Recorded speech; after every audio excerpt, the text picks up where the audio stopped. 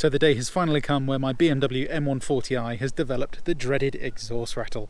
Let's see what it sounds like, what it looks like, and more importantly, how to fix it. Let's go. Okay, so I'm in the car now, let's get it started, and you should be able to hear the problem immediately. There you go. If you can hear that, it's like a metal tinny noise.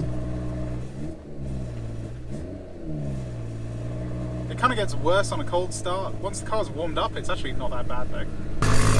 But from the rear of the car, it's pretty obvious that there's an issue. It's pretty loud. So let's get under the car and get it fixed. So first things first, we want to see where this actuator actually is. So you want to start at the left-hand side of the car, then go underneath it, and you'll see it right here. It's held on by three 10mm bolts. So you've got to take those off, and you can unplug it if you want to.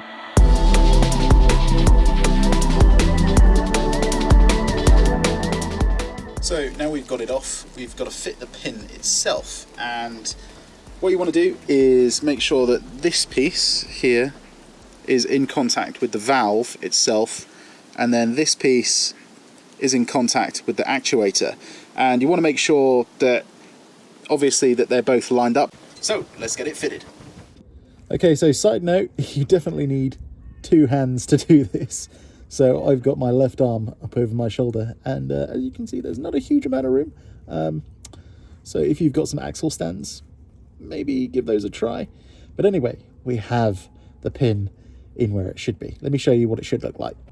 So once it's fitted, this is what it should look like. As you can see, it is under some tension, and it is supposed to be under tension. And hopefully you can see it's the short piece that actually goes into the valve, and then that bit that goes into the actuator itself. Let me just show you again, see if I can get a better angle. So you can see the short bit on the valve, and that's what that side should look like.